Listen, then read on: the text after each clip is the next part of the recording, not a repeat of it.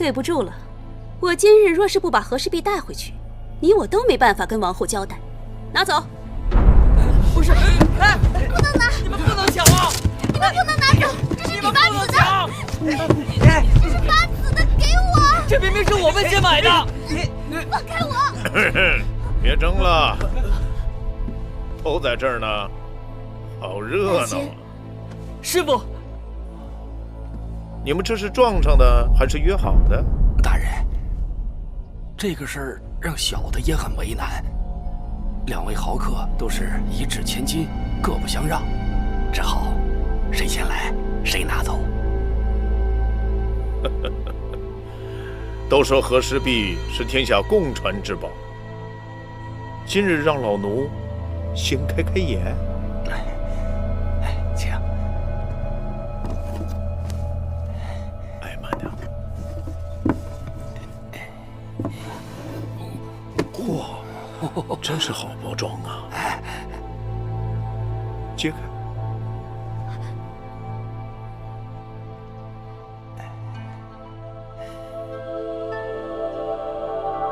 的确是块好玉啊！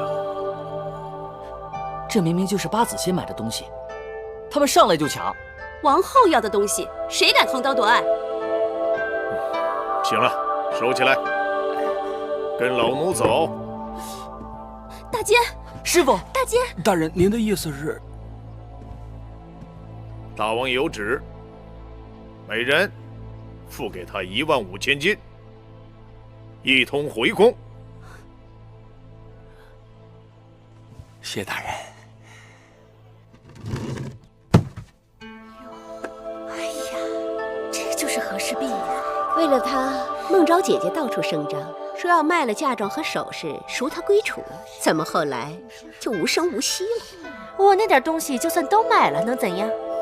连个匣子都买不下来。君子彼得于玉颜，温润而泽人也。不愧是和氏璧，果然晶莹剔透，完美无瑕。听说王后要把她送回母国，那可能还要看一下八子的心意吧。其实送不送都没有关系，王后跟八子是亲姐妹，亲姐妹在宫中共同拥有一块绝世宝玉，那也算是一段佳话呀。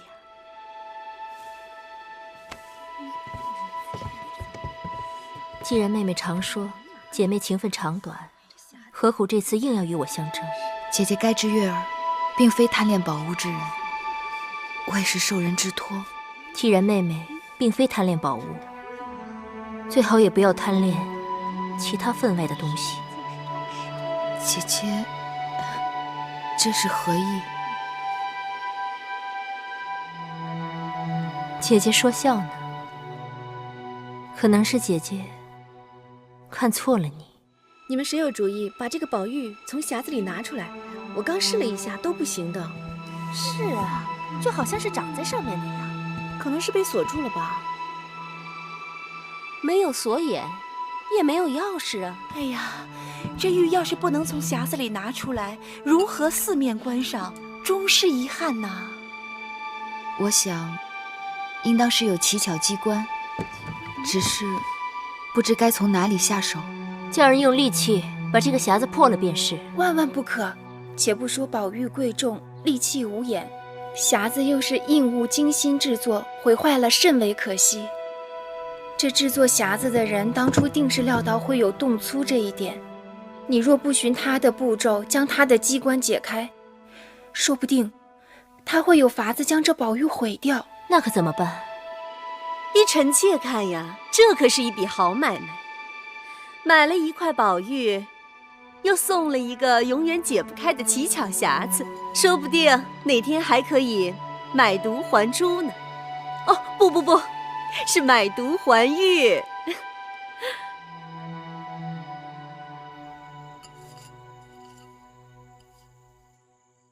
大王这是何意？宝玉一人一半，一日在王后处，一日在芈月处。这么说来，就谁都得不到了。大王是想让众人都知道我们姐妹和睦，他不偏不倚。哪有这种事情？王后是什么身份？她芈月难道心里无数？她若是识相，就该知难而退。不是说得玉者得天下吗？谁敢再说出这样的话？难道我是为了得天下才买这宝玉的吗？奴婢再也不敢了。王后恕罪。行了，都起来吧。我也是一时烦恼。大王春秋正盛，太子位分未定，这种话要是传出去，是会惹祸的。是。今日之事，亏得大王插手，不然真不知该如何收场。王后本是个好相处的人，自从戴瑁走了，她整个人就变了，言行举止根本就不像她了。当时只想到，就算王后出嫁相争，这顶多也是两番好好商量，怎会派人上来就抢呢？如今骑虎难下，既然王后退让的希望渺茫，月儿能否说服张子让他另做打算呢？若相争之人不是王后还好说些，如今张子已经有了心结，哪肯顺水推舟？更何况王后已经放出风声，说定要让宝玉归楚。张子早就把楚国给恨透了，这才让他下定决心，非要将和氏璧夺入囊中不可。既然是张子要与王后相争，咱们何必替他强出头？我已经答应他了，只能受人之托，忠人之事。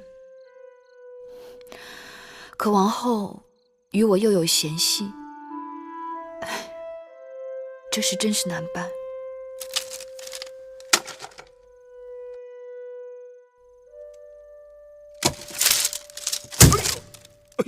老东西，你这是干什么呢？大王恕罪，老奴竟忘了今日是初几。不是初9就是初10，不是初1、15。跟寡人兜圈子，想说什么？快说。大王打算何时到王后那儿去看看那块和氏璧呀？急什么呢？东西已经进宫，不是在王后那边，就是在芈月那边，什么时候看不行？老奴担心啊，这两头都落着了，等于这两头都没落着，最后还是把玉锯开，一切踏实。老东西，你这什么意思？你呀，有话窝在肚子里。老奴闹不清，大王这一招是帮了谁呀？帮了寡人自己。可交房殿那儿，今晚上恐怕谁都睡不着了。走吧。大王，您这是要去哪儿？交房殿看和氏璧去。是。王后，大王来了。臣妾拜见大王。免礼。当然睡了。淘气了一天，用过晚膳，早早就睡了。前朝事务忙，总不得空过来。臣妾知道，今日大王能来，让臣妾高兴。知道王后和芈月得了稀世宝玉，可喜可贺。寡人特意来交房殿，一睹宝玉风采。珍珠，是，快把和氏璧拿过来。是，大王。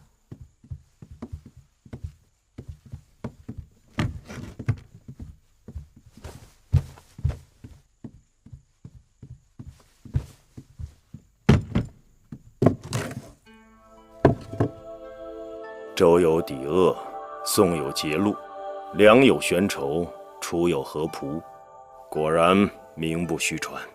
可惜这匣子有机关，不能将玉从匣子中取出欣赏。竟有这种古怪事！果不其然，尽管得了美玉，但打不开这机关，犹如雾里看花，难免有些扫兴。因为有了这只匣子，宝玉受到挟制。这块玉仿佛是你的，但又不像是你的。臣妾想说的，大王都替臣妾说了。昨日，王后提醒了寡人，玉姐有缘人。你们姐妹谁能把这个匣子上的机关解开，大概就是这和氏璧的有缘人。既然这玉在你们手中轮流掌管，正好一人一日去解开。解开者获玉，这应当算是公平吧？大王主意甚好，臣妾与月儿原本就是姐妹，无论谁输赢，都不会伤了姐妹情分。王后说的是。好。奴婢看，这是一只老虎。当然是老虎，让我数数啊，1、2、3、4、5、6、7、8、9。这老虎有9个脑袋。有9个脑袋的老虎守着这块和氏璧，这是不是说，如果没有9个脑袋，就别想解开这个机关？也有可能是说，得9个脑袋一块儿想。哎呀，这可太难了。我才看了一会儿，眼睛就花了。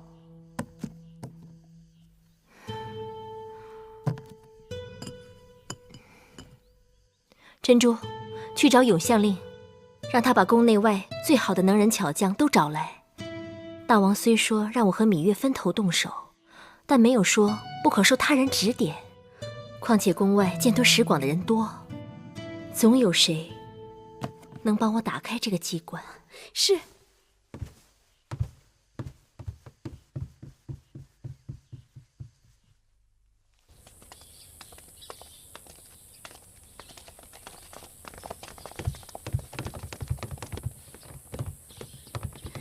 八子，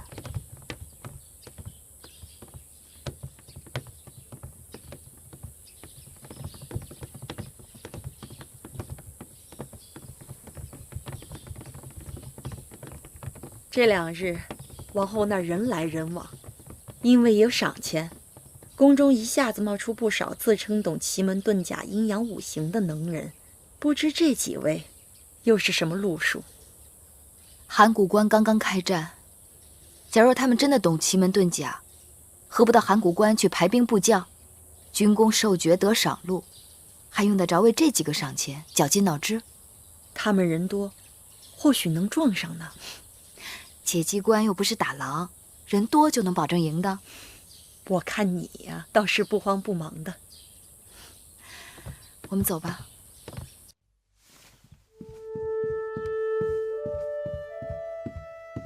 夫人，芈八子来了。她怎么来了？你去说，今日我身子有些不舒服。是。姐姐，姐姐不必多礼。妹妹一直牵挂姐姐，却总没来探望，该向姐姐赔罪。八子，快坐。姐姐如何不舒服？前几日我腰着了风寒，酸酸的疼，并无大碍。那姐姐不妨试试妹妹一秘方，用那山里的石吊兰和杜仲煎水，早晚各喝1碗，3、5日后定有成效。此话当真？奴婢腰疼时，八子就用这个偏方给奴婢治病，真的很有效。这2种草药都清毒祛湿，又随手可得，用起来方便得很。那我今日就差人去弄，如果治好了，当真要谢谢妹妹。姐姐太客气了。彩绿，快去太医院按这个偏方把药抓来。是。我听说大王让你和王后分别去解那碧玉匣子上的机关，姐姐猜你应当天天忙得很，怎么得空到我这来闲坐？做事若高下在心，事半功倍；若心中无数，则事倍功半。姐姐是宫中唯一知微知章之人，妹妹到姐姐这来闲坐，定不会空手而归。妹妹谬赞，磨刀不误砍柴工，妹妹的意思我懂。那和氏璧的匣子我看过了，实在是过于奇巧，悟不出个头绪来。记得我儿时在楚国，曾见过公输班做的竹药，轻巧活络，不输真鸟。这几日我翻看墨子等书籍，还知道公输班做过不少精妙之物。我想那匣子会不会与公输班有所瓜葛？公输班早已驾鹤成仙，不过那匣子与他的传人有关，倒是有可能的。记得有人告诉我，公输班还做过一种暗锁，是用做木器的下脚料磨了磨，锯了锯，凹凸相对制成，一个个做成动物或房屋或器具。和氏璧的匣子该是道理相通。妹妹这么一说，还真是提醒了我。世人管那玩意儿叫鲁班锁，解起来颇费脑筋。你若是猜不透它的重要关节所在，费了多少功夫也解不开那把锁。是啊，那个匣子的重要关节在哪儿呢？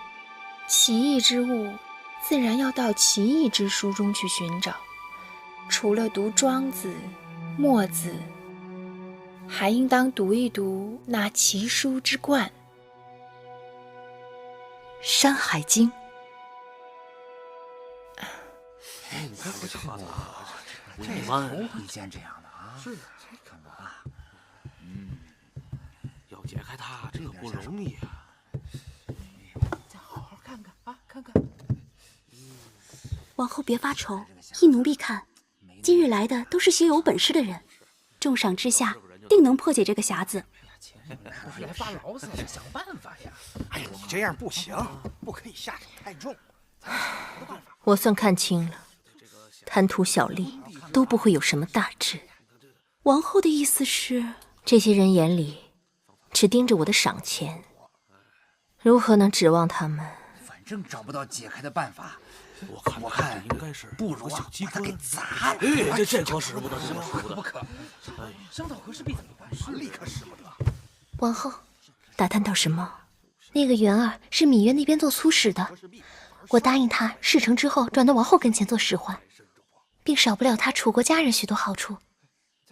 其实我也不用他做什么偷鸡摸狗的事，多长双眼睛便是。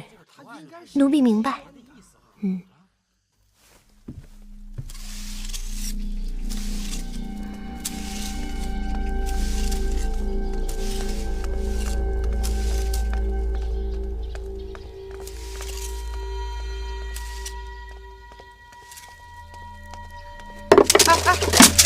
哎呀，对不住，对不住，我帮你捡。哎，姑姑摔了我没什么，摔坏了八子要读的书简，那就麻烦了。八子怎么要读那么多书啊？这还算多呀！今日只是《山海经》就差不多装满了小半车，明日要搬《庄子》，10万余言，至少要1车了。《山海经》元儿，你怎么在这儿磨叽？后院还有活要干呢。是。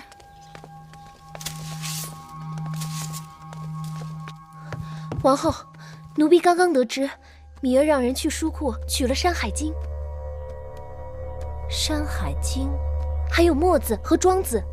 芈月做事向来胸有定见，快去把宫中这些书都搬到大殿来。今日和氏璧在芈月处，那些人也正好闲着，让他们都找找，看看这书里哪一处和这匣子靠得上。是。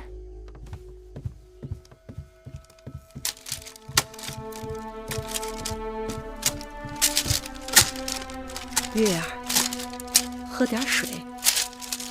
这都看了几日了，饭也没好好吃，觉也没好好睡的。这块玉真是害人不浅。姑姑，八子说了，最重要的是找出那只怪兽的出处。这匣子上4面都有只猛虎，每只猛虎都有9个脑袋，这一定有点什么意思在里面。有了，这只神兽是开明兽。什么？我念给你们听听，《山海经·海内西经》里是这么说的：开明兽，昆仑南渊深300仞，开明兽身大类虎而9首，皆人面，东向立昆仑上。9个脑袋的老虎，一定是它，9个脑袋的老虎，开明兽。老人说，这昆仑天界有9道门，这开明兽是给天界守门的。对，庄子在大宗师里称它为奸物。既然它是为天界守门的，那让它来守这块天界宝玉，也是理所应当。这下好了，知道它的来历，破解这匣子的机关就容易了。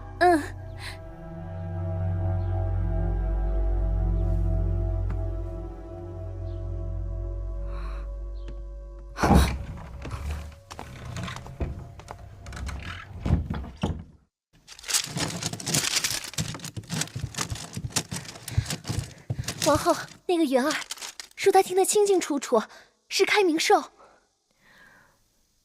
《山海经》《海内西经》。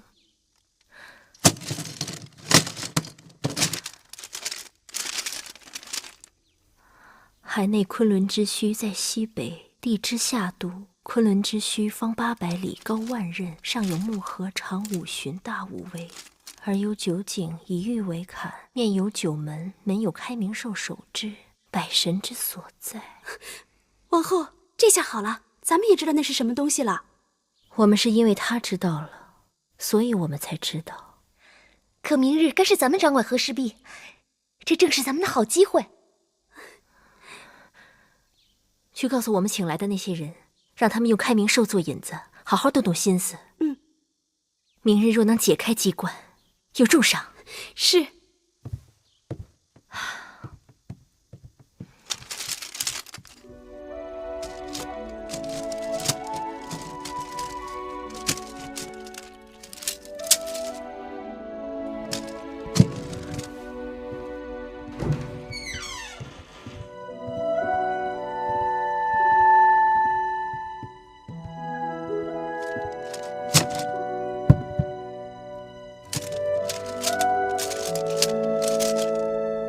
木心，把国语正语给我找出来。是。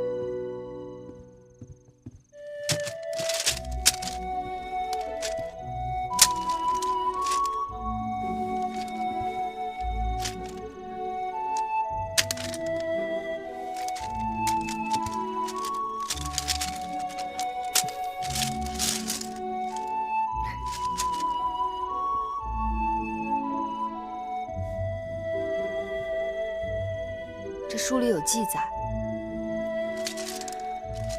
说大鹏国曾被殷商讨伐灭国，但据我所知，黄人子孙并没有罢休，他们就此往南迁移建国，后来还参与了周武王伐商，可最后还是被我们楚国灭掉了。寡人还知这彭国是你们楚国最早灭掉的小国之一。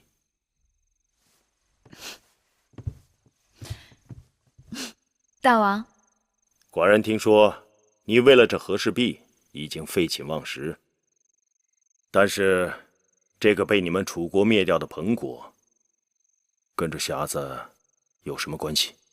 臣妾查出了，这匣子上的神兽是开明兽。在蜀地传说中，开明兽本是为祸彭国的怪兽，后来被鳖灵降服，并为建国立功。鳖灵有感其功，遂在建国后自称为开明氏。但也有种说法，说开明氏乃是古蜀国贤王，死后上天，才化作了开明兽。臣妾就是想从这些说法中寻些蛛丝马迹。前朝重臣为了准备与吴国交兵，忙得不可开交。你们这边为了和氏璧斗得难解难分，寡人让你们打开这匣子的机关，只是为了让这块玉有个着落，省得你们左右为难，也让王后与张子不再计较。谁料有人却因此走火入魔。大王，人家累得眼冒金星，你却拿人家打趣。芈月是个好胜女子，若这匣子的机关被王后那边先打开，你会怎么样？臣妾虽没有破解机关，却读了许多好书，知道了许多有趣的典故，那也是好事啊。若是王后也像你这样想就好了。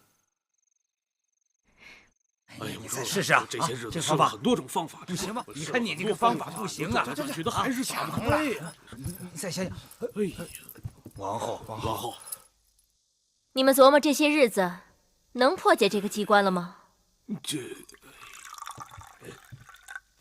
王后，破解这匣子机关的法子无非就3种。第一种是抽根法。什么是抽根法？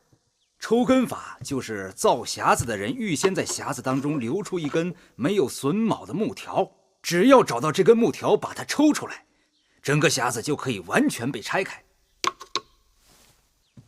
第二种是错开法，就是所有木块木条安装上去都是有轴的，只要找对了方向，沿着轴平行错动，就可以从中抽取一根，其他的将迎刃而解。第3种呢？第3种就是旋转法，就是旋转某块木条或木块，把它们一根根的拆下来。既然你们都已经找到了方法，那赶快呀！我们试了全部的方法，无一奏效。怎么会？王后，我们甚至还把这些解法对应8门9星、阴阳5行、3奇6仪、各种牌局、方位都试过了，依旧劳而无功啊！你们到底想告诉我什么？王后恕罪！我们以为这匣子的机关，除了做此匣子的人，世上恐怕再无他人能解。一帮废物！王后恕罪！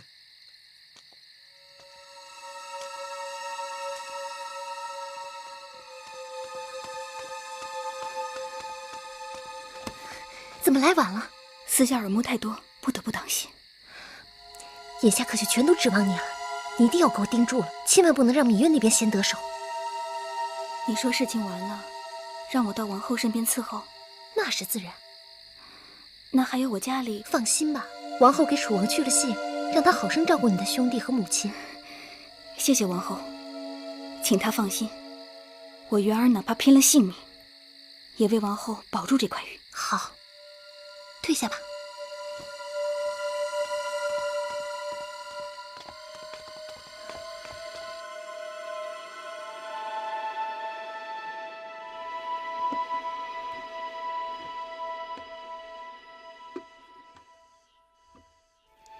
这开明兽怎么不管用啊？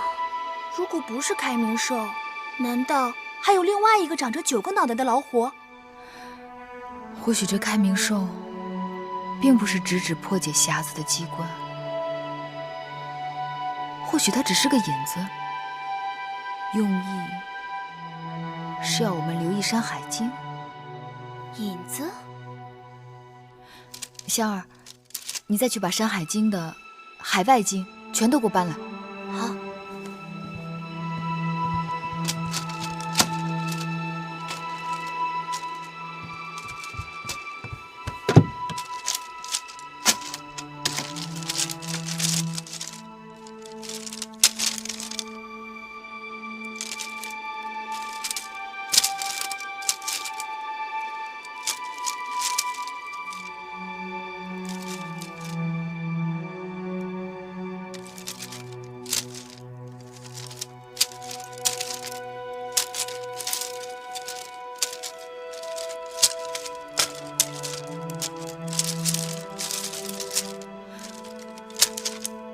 不其然，这海外南京、海外西京、海外北京、海外东京，各篇章都是以南字开头。这所记掌故也是由南开始。这么说，这南字该是与这匣子有些关联。上南下北，这匣子的南该是在匣子的上边。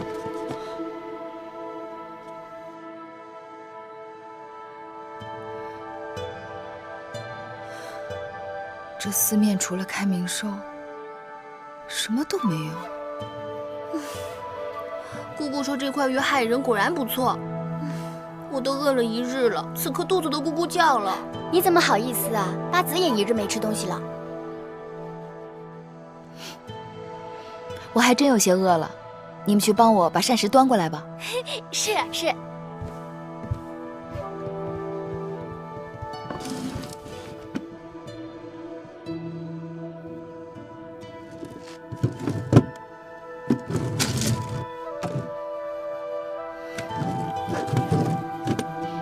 东西南北四宫，青龙、白虎、朱雀、玄武。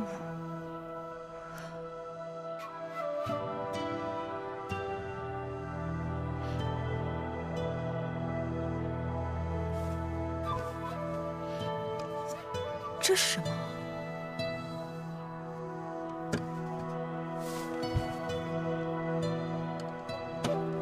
像是个日头，日头照着9个头的开明寿，说不通啊。对，南为朱雀。尚书尧典里说过，朱雀为日中星鸟。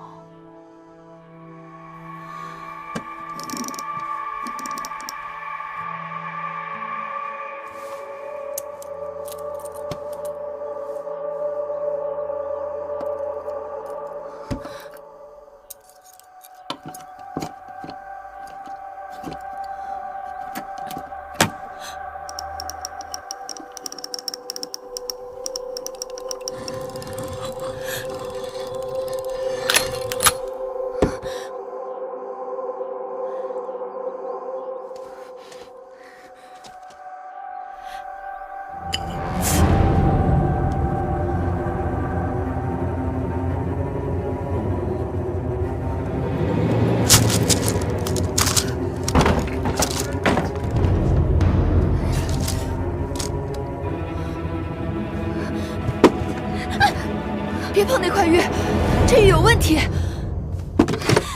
别碰它，这玉有问题！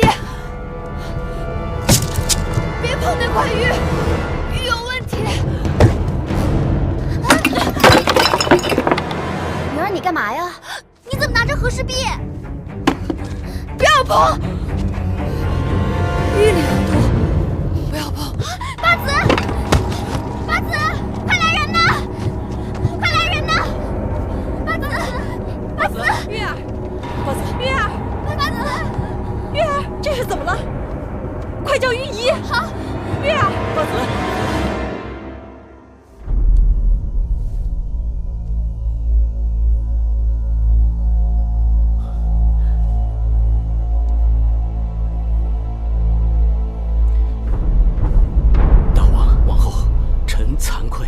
八子怎么样？密八子是中毒了。什么毒？该是蛇虫之毒。你能确定？草木矿石之毒是吞服或吸入，只有蛇虫之毒是伤及皮肤和血脉。幸好他及时将伤口的毒液吮吸了一部分出来，否则怎样？非常危险。大王，八子是被装在匣子中的毒针刺中。这毒针又和匣子中的机关连接，机关破解，毒针跳出，想拿宝玉的人，无论是谁，都难以逃脱。那个偷和氏璧的人现在怎么样了？哦，那个侍女叫元儿，已经中毒身亡，已经死了。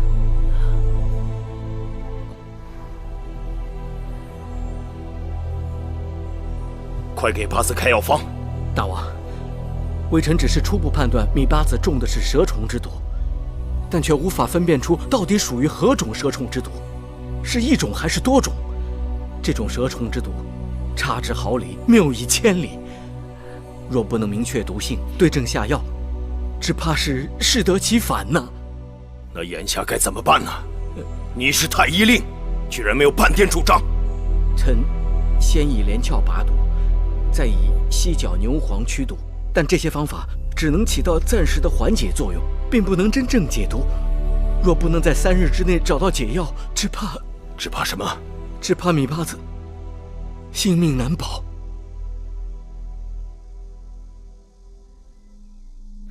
怎会有这样愚笨之人，竟然光天化日之下去抢和氏璧？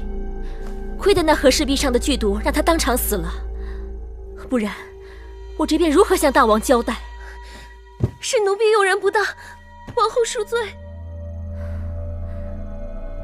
你跟那个元儿见面，有没有被人碰到过？绝对没有。起来吧，看来这都是命。不知是谁这么狠毒。如若昨日我们这边打开了机关，说不定现在中毒身亡的就是我。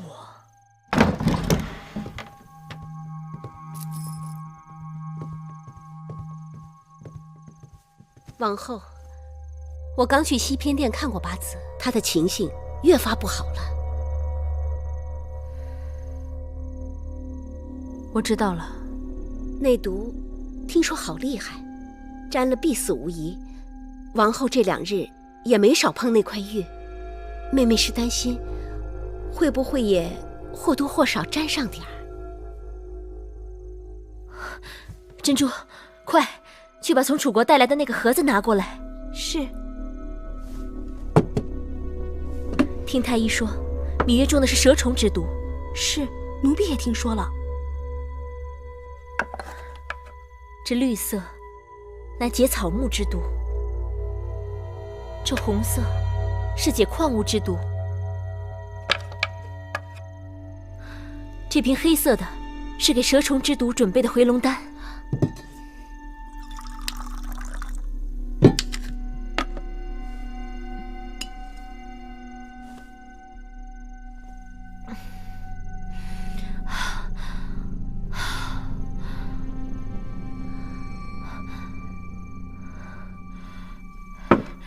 你们都听好了，到外面谁都不能提起我这里有解毒药。芈月这次自寻死路，我们当然犯不着救她。你们不懂，这药可以救命，也可以惹祸。救命不一定，惹祸却是一定的。是。夫人，孟昭氏来了。魏夫人，魏夫人，这下坏了，大王发脾气了，后宫都乱了。那和氏璧竟然会杀人，大王下令彻查。我已经听说了，听警士说，王后也吓坏了，她还吃了从楚国带来的解毒药。下一步会不会牵扯到我们？唉，是福不是祸，是祸躲不过。事情发生到这一步，也确实是出乎了我的意料。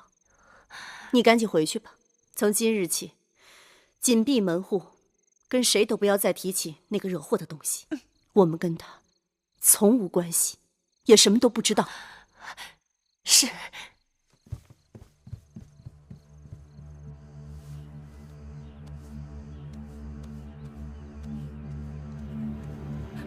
女医治，您不是扁鹊高足吗？您看出什么来了？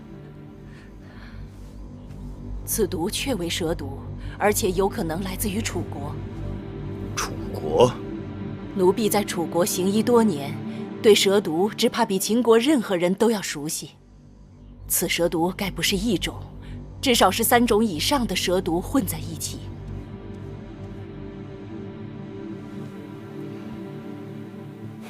楚国的蛇毒居然进入寡人的后宫了。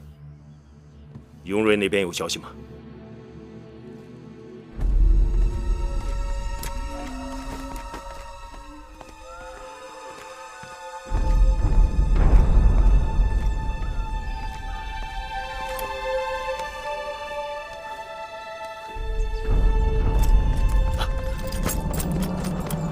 中行先生特立独行，神龛也可以当信使用。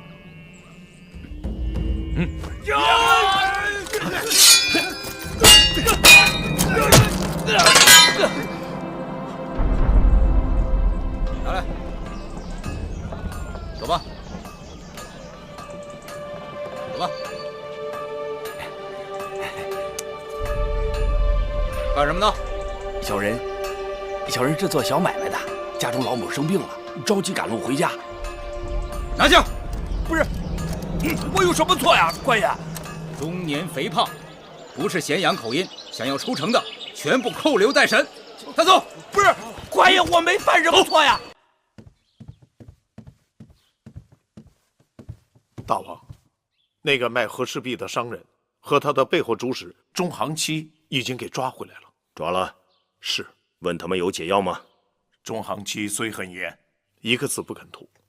倒是那个范谷什么都说了，他指天发誓说，不知道和氏璧有毒，所以根本就没有解药。老农派人在他的铺子里搜了个遍，也确实没有发现解药。下毒之人要防身，既然下毒，必有解药。寡人就不信这咸阳城里找不到解药。马上重审那个范谷，还有，让雍瑞一定要撬开中行期的嘴。是。还有何事？大王，雍大人跟老奴说，那个中行期曾经与张子有来往。此话当真？当真。让那雍瑞好好查查，到底怎么回事。是。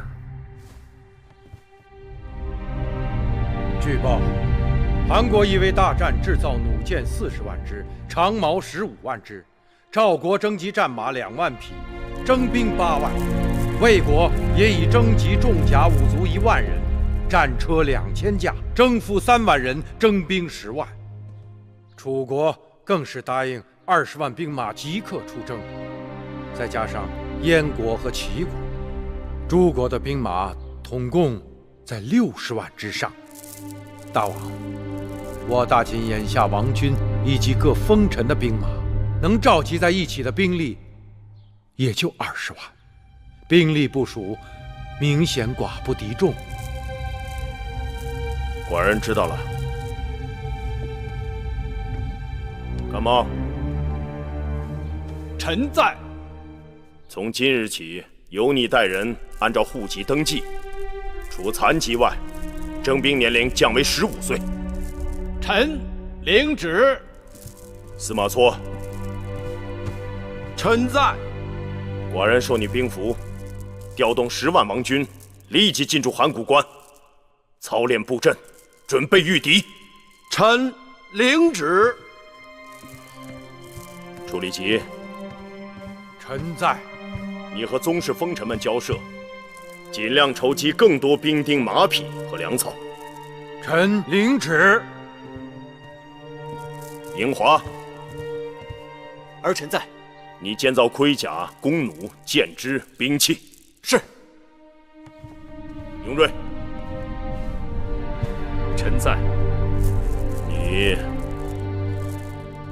除了给寡人盯牢各国的动向，还是先完成手中未完之事。遵旨。至于张相、张子，臣在。大王，张仪愿请命出使诸国。诸国联盟并非同筑之长城，张仪愿凭3寸不烂之舌撬开其中之缝隙，在大战之前为秦国赢得时间。此事寡人还要再思量一下。哎，张子，听说你也被卷入了这和氏璧的是非当中？哼，这和氏璧，说来惭愧，我跟他有不解之缘。难道当时张子就不疑心其中有鬼吗？关心则乱，我也是后来发现其中种种之蹊跷。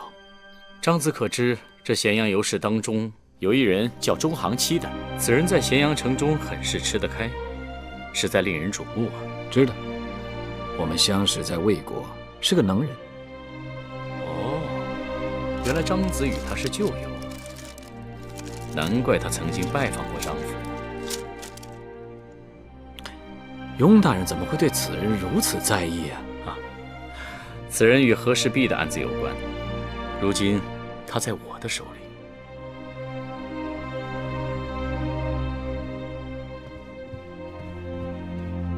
大王，你有何事？臣妾知道，大王为了八子心中焦虑，臣妾感同身受。寡人问你，到底有何事？臣妾想，这和氏璧送到宫中，要经过多少人的手，很难算计到一定会害到谁。所以，这胆大包天的下毒之人，应当是在宫中。何以见得？大王不相信臣妾的话。眼下谈不上信与不信，你要拿出根据来。宫中若有人敢做这样的事儿，除非他手中早有解药，因为他在害人之前，首先要确保自己无恙。再之，他必须心中有数，知道谁会死，不然他煞费苦心，伤害的却可能是对他无关紧要之人。既然这样，臣妾已经找到了这下毒之人。谁？说呀，谁？是王后。臣妾知道，一定是王后。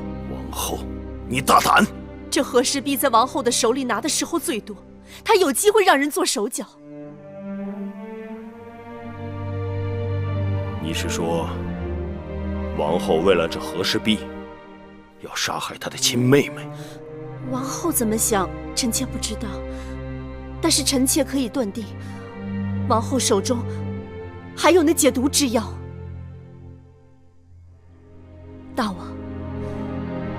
大王是否还记得，上次芈月临盆，王后昏睡不醒，就是吃了从楚国带来的安神药。王后的应女景氏曾经透露，王后有一只匣子，里面装的都是从楚国带来的所谓的神药。据说这些药十分的珍贵，连我们宫内的御医都没有见过，其中就有解各种奇毒之药。即便如此，也无法证明那里面有芈月所需要的解毒药。女医之已经断定，芈月所中之毒是楚国的蛇毒。芈月中毒当晚，王后被景氏提醒，怕自己也染上蛇毒，便换人拿来了那个匣子，吃了匣子里面的药。大王，臣妾猜测，那定是芈月急需的解毒药。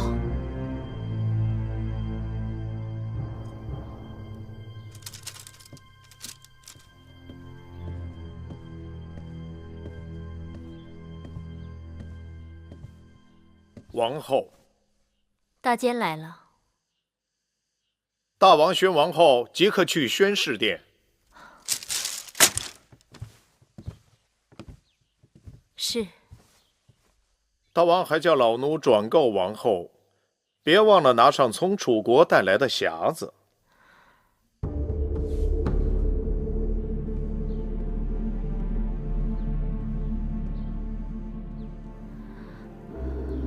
王后这几日好忙啊！大王日理万机，与大王比，臣妾实在清闲安逸。芈月中毒，快3天了。是，臣妾每日都去看望她。太医说，芈月机会渺茫，王后怎么看？只要有一线机会，都不应放弃。唯一的机会就是解药，可寡人寻遍咸阳，一无所得。女医治判定，这毒是来自楚国。楚国万里之遥，芈月命在旦夕。王后说：“该怎么办？”大王若不问起，臣妾真没有胆量剖明曲直。臣妾这儿有一盒从楚国带来的秘药，只因臣妾对诊脉辨舌一窍不通，药性药理一无所知，所以从不敢乱服用。那日事发，臣妾恐怕染上残毒，也只是随手吃了一颗解药，吃个安心而已。既然王后根本不知这解毒药是否对症，却胡乱服下，这与王后说的不敢乱用自相矛盾。臣妾只是情急乱投医，错了怪自己。但芈月妹妹已被荼毒，臣妾怎敢拿妹妹的性命当儿戏呢？这话倒是有几分道理。把匣子拿来，给寡人看看。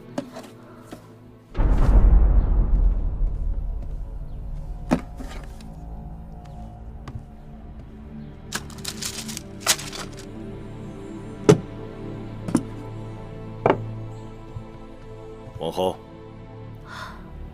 第二层，左下第一格。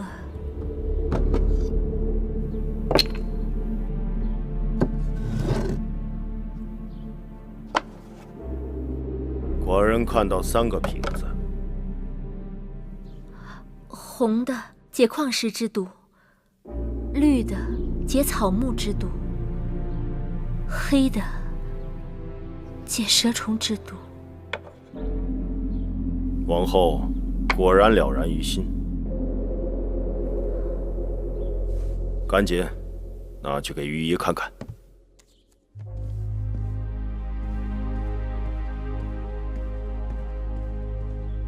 什么人这般多嘴，竟把王后给出卖了？不是孟昭氏，就是景氏，只有他们知道我们有这个盒子，知道里面装的是什么。若知道大王会查这个盒子，我该早早的把这解药拿出去。王后已经把解药给了大王，倘若这解药真的救得了芈月，那大王应该赏赐王后才是。恰恰相反，芈月若没有死，大王要抓真凶了。什么？王后的意思是？芈月中毒，整个秦国都没有解药，唯独我们有解药，怎能不让人生疑？难道大王会怀疑王后下毒？若是我也会怀疑。否则，哪有这么巧的事？那可怎么办呀？但愿解药并不对症。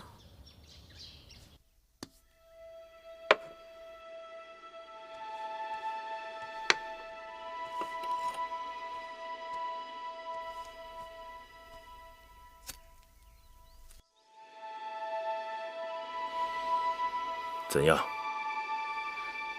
此药的确是解蛇虫之毒的药，不过能否完全解掉芈八子的毒，还不敢确定。怎会如此呢？此药乃楚国秘药回龙丹，能解荆山蛇、云梦环蛇、双头蛇这3种楚国制毒之蛇的毒。可万一芈八子中的不是这3种毒蛇的毒，就难了，弄不好还会雪上加霜。大王，这种蛇虫之毒变化多端，其解药或取之经常出没之地旁边的药草，或取其蛇叶提炼而成，必须对症下药才行。恕臣无礼，能否让女医治取一些芈八子中毒之血试一下，看看是否有效？准。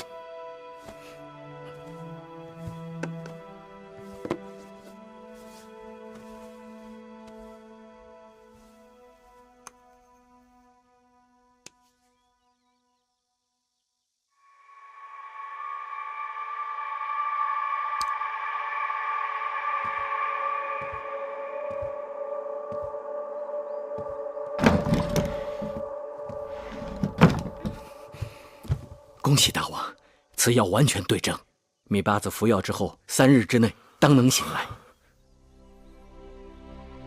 可是，为什么要那么长时间啊？大王，米八子上次生产之后，本就是气血两亏，身子尚未痊愈，又被蛇毒伤了经脉，若要驱除余毒，恢复身体，尚需更长的时间。好，寡人就将八子交给你和女医治，要细心照料。是。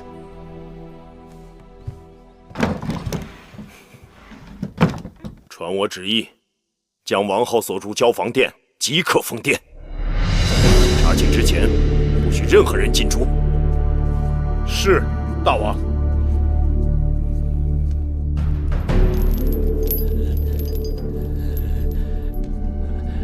鄙人姓中行名期，乃是先晋中行氏的后人，居于魏国。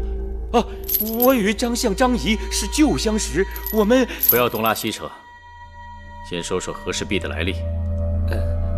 那和氏璧乃是1月之前张相亲手交给鄙人的。哼，信口雌黄！张相何来的和氏璧？数年前，张相为何弃楚入齐？天下人皆知啊，乃是因为楚国令尹昭阳丢失了和氏璧，而张子是唯一的嫌疑。假如真是张仪偷到了宝玉，那和氏璧如何从郢都到的咸阳？张子在得到和氏璧之后，因昭阳调查甚严，无法将和氏璧带出关卡，所以先将和氏璧藏了起来。此后借着楚国嫡公主与秦国联姻，乃将和氏璧混在了嫁妆之中，避过关卡，带入秦国，由张相自己收藏着。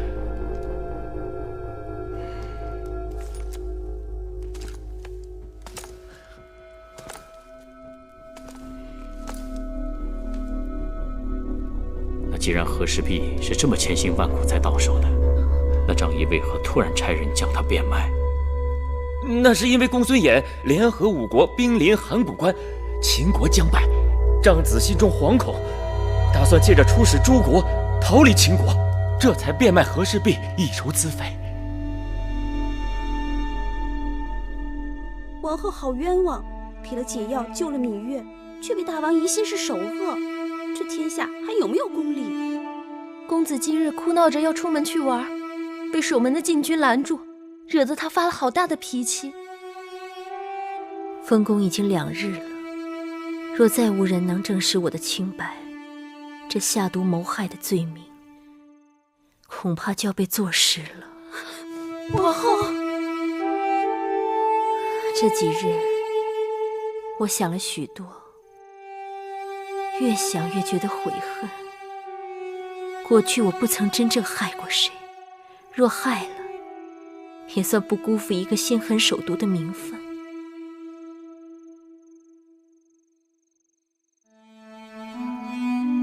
你们跟着我这些年，忠心耿耿，我一人受难也就罢了，不仅连累了孩儿，让你们也跟着落入苦海。王后，王后不要灰心，大王一定会查清真相，给王后一个清白。